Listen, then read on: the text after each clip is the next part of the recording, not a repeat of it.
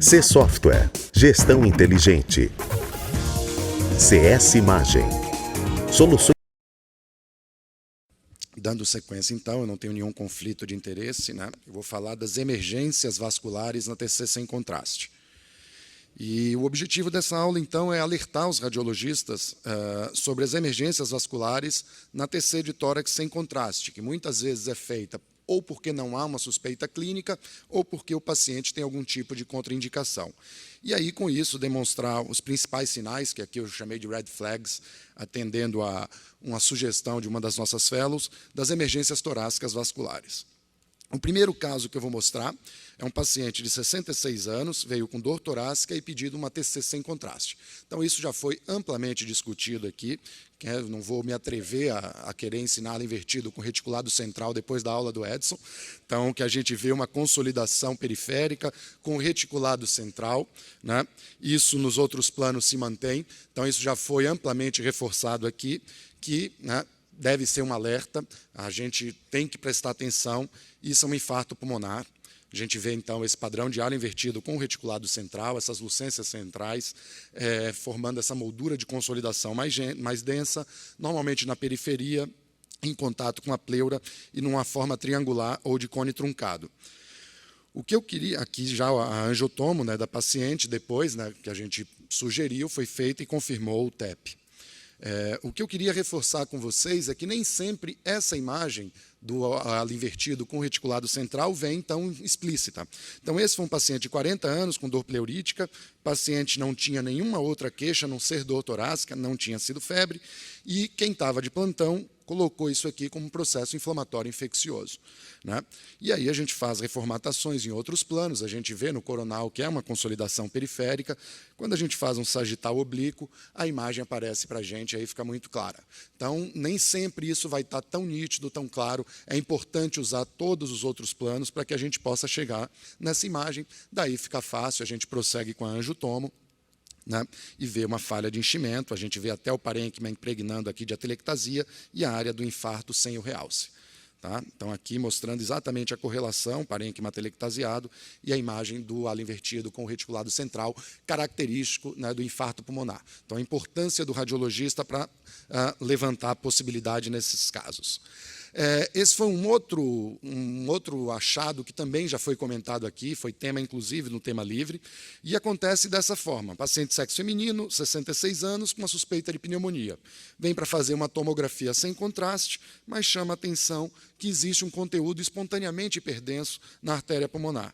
A gente dá uma janelada, né, fecha um pouco a janela, evidencia ainda mais aquilo ali, então isso se torna muito suspeito, como já foi colocado, para tromboembolismo pulmonar. A gente levanta mais uma vez o alerta, sugere, né, a complementação com a angiotomografia e a gente vê um TEP maciço. Então, lembrar desse sinal hiperatenuante que foi trazido aqui, isso foi tema de publicação do Pedro, do Dr. Edson e do Alex, mostrando a importância do sinal hiperatenuante, o sinal do lúmen, né, hiperdenso e também é conhecido como sinal do coágulo de alta densidade.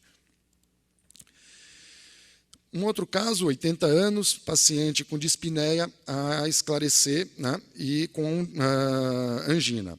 Então, o paciente, né, olhou, se você vê a tomografia relativamente inocente, uma pulmonar um pouquinho aumentada, e aí começou a incomodar um pouco, né, essa alteração aqui da densidade. Mais uma vez a gente fecha a janela, o doutor Antônio mostrou esse caso hoje mais cedo pela manhã, o residente estava de plantão, foi muito astuto, e aí sugeriu que isso poderia ser uma embolia.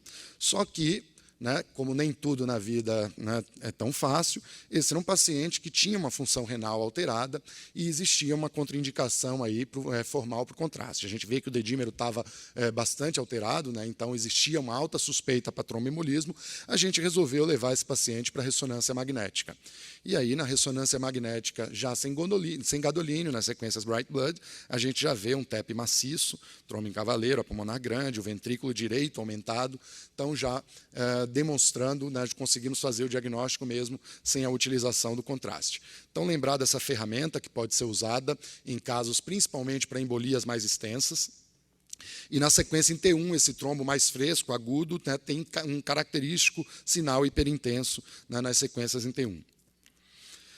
Rapidamente, então, lembrar né, do ala invertido com reticulado central, o sinal hiperatenuante, né, do TEP, e também lembrar de avaliar o calibre da artéria pulmonar. Esse paciente de 69 anos tinha uma tosse secretiva e vômitos incoercíveis há 24 horas, e foi solicitada uma tomografia sem contraste com uma suspeita de broncopneumonia por conta desses vômitos. Aqui, inocentemente, a gente vê uma aorta, né, um pouquinho ectasiada, mas nas reconstruções a gente vê aqui um deslocamento das calcificações intimais, tanto na aorta descendente como no arco aórtico. Isso é um sinal que sugere para a gente uma dissecção aórtica. Então, tem que estar alerta a isso. A gente fecha a janela, começa a ver o flap intimal aqui, e depois que o paciente, né, como a terceira dica aí do flap ou deslocamento da calcificação intimal, isso sugere para a gente uma dissecção, e depois que injeta, né, foi confirmada aqui uma dissecção aórtica que não havia sido suspeitada. Aqui a reconstrução 3D, mostrando a dissecção, né, mas, mais uma vez, o achado partindo de uma tomografia sem contraste. Então, é importante a gente estar alerta a esses sinais, né? Isso é o que acontece, o flap intimal, você tem o deslocamento das calcificações, né? E muitas vezes, mesmo na sem contraste, a gente pode detectar esse flap e aí orientando a prosseguir o estudo com a angiotomografia. Esse outro caso, paciente de 63 anos, dor torácica há 2 dias, associada à dispneia e perda de força em endimídio direito, solicitado uma TCC sem contraste. Foi um caso cedido pelo Dr. Carlos Verrasto. A gente já via aqui uma imagem hiperdensa, né? Parecia ter uma relação com a pulmonar, mas quando a gente vai descendo os cortes, a gente vê com a imagem extrínseca. Então, um conteúdo espontaneamente hiperdenso, né, nessa região, sugerindo um conteúdo hemático. Então, a gente, mais uma vez, dá o sinal de alerta. A gente nota aqui esse conteúdo espontaneamente hiperdenso no mediastino, e ele prontamente prosseguiu com a injeção do contraste.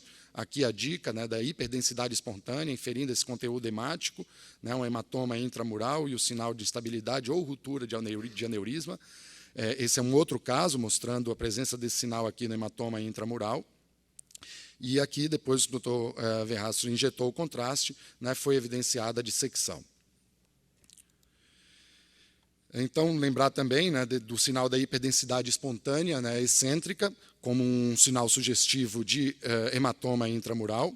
Então, a gente nota aqui essa hiperdensidade, isso, né, predispondo já aí a uma dissecção. Por último, né, tenho aqui uma paciente de 84 anos, do sexo feminino, hipertensa, e tinha um quadro de dor torácica e dispneia há cerca de 2 horas. Ela vinha evoluindo com uma hipotensão e queda da saturação de O2. Tinha feito uma avaliação, né, cardíaca com as enzimas que eram negativas, e aí, por isso, foi solicitada uma tomografia com protocolo para TEP.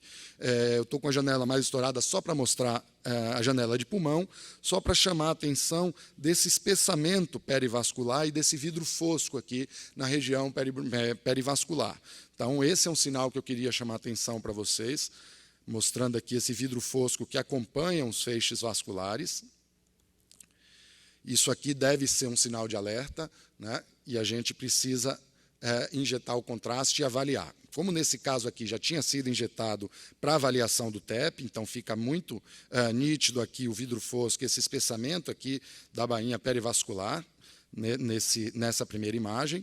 Na janela de pulmão a gente vê que tinha alguma coisa extrínseca também no mediastino, na janela de mediastino, alguma coisa extrínseca aqui comprimindo a artéria pulmonar. E foi feita uma fase mais tardia, né, pela suspeita clínica, mostrando esse espessamento perivascular, esse conteúdo aqui junto da artéria pulmonar e uma lâmina de dissecção na aorta. Então, quando vocês estiverem diante desse sinal, né, de espessamento e vidro fosco perivascular também, lembrar que pode ser uma extensão da dissecção para a bainha, né, perivascular pulmonar. Isso acontece porque a aorta e a artéria pulmonar, elas compartilham, né, da bainha no mesmo ponto. Então, no momento que você tem uma dissecção e há o sangramento, esse sangue vai se acumulando, né, ao longo dessa bainha, vai dissecando o interstício e vai formando esse tipo de padrão ao longo dos feixes broncovasculares. Então, também mais um sinal que a gente precisa estar característico. Então, finalizando as 5 dicas que eu trouxe para vocês, lembrar do sinal do ala invertido com o reticulado central, amplamente reforçado, isso é do nosso dia a dia, né? todo radiologista se depara com isso aqui em algum momento, representando o infarto pulmonar. A segunda dica é o sinal hiperatenuante na artéria pulmonar, sugere um tromboembolismo pulmonar agudo, normalmente de grande extensão. O flap, ou deslocamento da calcificação intimal, como um sinal aí de uma dissecção aórtica, que se não estiver suspeitando, a gente está diante de uma emergência aí, médica. E também a hiperdensidade espontânea, trazendo aí para a gente o hematoma intramural ou sinais de instabilidade ou ruptura de um aneurisma. E, por último, esse espessamento e o vidro fosco perivascular, que pode estar presente aí também numa dissecção aórtica, um diferencial que pode ser feito com algumas vasculites. Queria fazer um agradecimento especial ao Carlos de Rasso, ao Augusto, à Clara, que me ajudaram aí também com os esquemas. Muito obrigado.